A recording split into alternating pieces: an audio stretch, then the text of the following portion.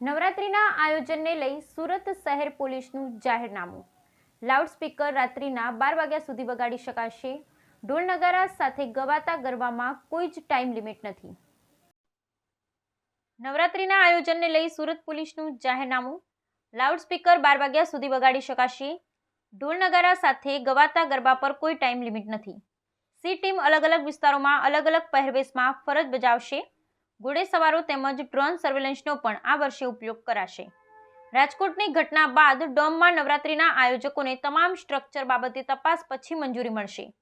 ગયા વર્ષે 17 આયોજકોએ મંજૂરી લીધી હતી। આ વર્ષે 13 આયોજકોની અરજી મળી છે। ઉપરાંત બાઇક પેટ્રોલિંગ તેમજ બોડી વોર્ન કેમેરા સાથે પોલીસ ફરજ બજાવશે। મોટી નવરાત્રિના આયોજનોમાં સી ટીમ ફરજ બજાવશે। મોડી રાત્રે મહિલાઓ ખાસ કરી અને હેલ્પલાઇન નંબર પર ફોન કરીને મદદ માંગશે તો તેમની મદદ પોલીસ દ્વારા કરવામાં આવશે। નવરાત્રિને લઈને જે જાહેરનામું છે, કયા નિયમો નવા છે આ વખતે અને કઈ બાબતનું ખાસ આયોજન હતા? ગણપતિનો ઉત્સવ અને ઈદે મિલાદનો ઉત્સવ સુરતીઓએ બહુ જ સારી રીતે આ વખતે ઉજવ્યો।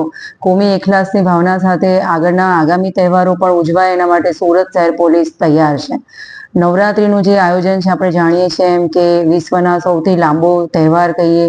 રાત્રિમાં ખૂબ મોડા સુધી શેરી ગરબાઓ ચાલતા હોય છે।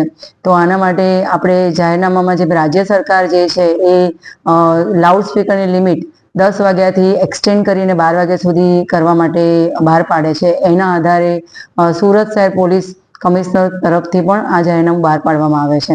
જે લાઉડસ્પીકર માટે હોય છે, સરકારની જે નેમ છે એ પ્રમાણે શેરી ગરબાને પ્રોત્સાહન આપવા માટે શેરી ગરબામાં જે ગરબા મોડા સુધી ચાલતા હોય છે, જે વિધાઉટ લાઉડસ્પીકર પરંપરાગત વાજિંત્ર ઢોલ નગારા સાથે વાગતા હોય તો એને બંધ કરવાની જરૂરિયાત હોતી નથી। ખાસ કરીને અવાવરૂ જગ્યાઓ જે હોય છે એની અંદર કોઈ છેડતીના પ્રશ્નો ના બને કે કોઈ અઘટિત ઘટના ના બને એના માટે અમારા બાઇક પેટ્રોલિંગથી માંડીને બોડી વોર્ન કેમેરા સાથે અમારી સી ટીમ જે છે પરંપરાગત વેશભૂષા સાથે અલગ અલગ જગ્યાએ તૈનાત રહેશે।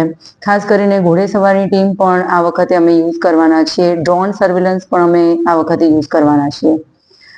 બીજી ખાસ વસ્તુ એ છે કે રાજકોટની જે ગેમ ઝોનની ઘટના થઈ એ ઘટનાને ધ્યાનમાં રાખી અને કોઈ પણ કેમ્પસ, કારણ કે સુરતની એક નવરાત્રિનું એક ખાસિયત એ છે કે એ મોટા મોટા ડોમ કે ઇન્ડોર સ્ટેડિયમ્સ જેવા બંધ બારણે એવું કહેવાય કે બંધ સ્ટ્રક્ચરની અંદર મોટી નવરાત્રિનું આયોજન થતું હોય છે। તો એની કેપેસિટી કેટલી છે, એની પાર્કિંગની કેપેસિટી કેટલી છે, એમના ઇમરજન્સીના પ્લાનિંગ શું છે, એમના ફાયરના પ્લાનિંગ શું છે, ઇવેક્યુએશન પ્લાનને ધ્યાનમાં રાખી અને એમને મંજૂરી આપવામાં આવશે।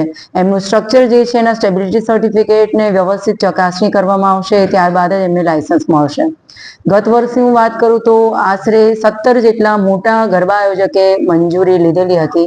આ વર્ષે 13 જેટલા મોટા આયોજકની ઓલરેડી આપણને અરજી મળી ચૂકી છે અને એની કામગીરી હાલમાં ચાલી રહી છે। સુરક્ષાને લઈને કાયદો ને વ્યવસ્થા ક્યાંય પણ દોડાય નહીં।